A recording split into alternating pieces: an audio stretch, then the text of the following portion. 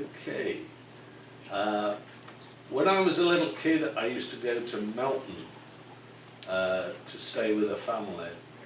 And I used to like going to the cattle market and watching the animals and things like that. And I used to go and watch them selling the animals in the sales ring. And went there one day and they got a load of sheep in there. They sold the sheep. The wagon that brought the sheep in drove away, and another wagon turned up, backed in. And I knew there was something unusual because all the old farmers who used to do the buying and selling moved out to the back of the ring, and all these men with suits on and looked like they got money came and sat in the front.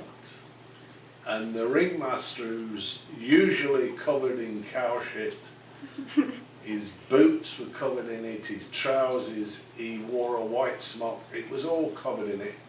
He disappeared, and after a couple of minutes he came back with brand new brown boots on, a brand new white smock, trousers with a pressed front seam in it, and he'd got a new fancy walking stick. And he stands there and he tells his helpers to lower the door of the truck to let the animals out. Now normally when they open the door, they run straight out to get out of the van. They open this door, nothing happened, and I'm looking in, and there's this big black thing and a little white thing in there. He tells two of the helpers to go in, and they got these short sticks with hooks on, which they hooked into the nose ring of bulls.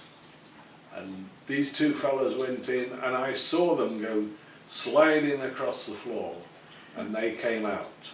And he sent them back in, same thing happened again. Then he says something to somebody, and he took a dog's leash out, and he walked into the back of the van, and he came out with a nanny goat on a leash, and as he walked the nanny goat out, this big black bull came walking behind the nanny goat, coming out. And I wasn't very big, and the rails were about 2-inch pipes all the way around this ring, and it was just level with my eyes. I couldn't see. So I climbed up on the bottom rail and I put my head inside the top rail, and I'm looking at the bull. And then I'd never really seen a nanny goat close up, and it was quite close to me. I'm looking at the nanny goat, and as I'm looking, everything went black. And I looked up, and the back end of the bull was right above my head. And it shit. Oh, God. And I moved to one side, and so did the bull. And he was aiming at me. I knew it. Whichever way I went, he was aiming at me. And the rail I was standing on became covered in shit, and I slipped off it, and I slipped into the ring underneath the bull. Oh, God. And I'm crawling out the ring, and this fella in the new white smock said, "Get that kid out of there!"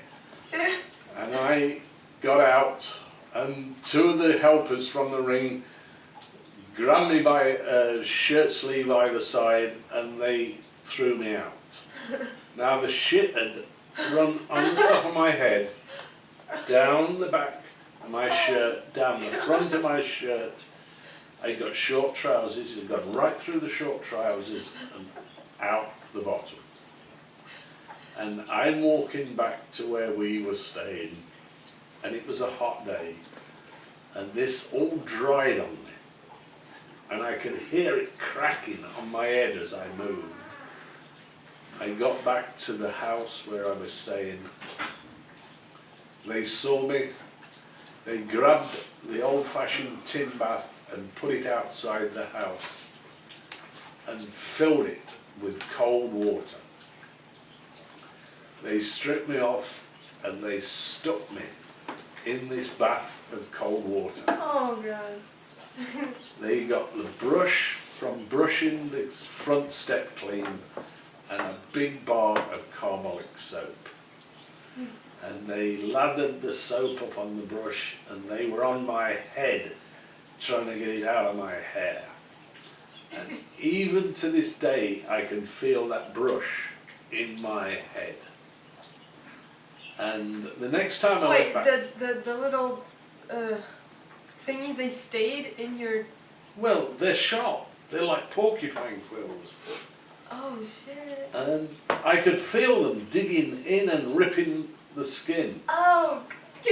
And the next time I went back to Melton Cattle Market, there's a sign, nobody under 14 allowed in. So I never went back to Melton Cattle Market for years. Well, because of you, they made a law. Be proud of yourself, David.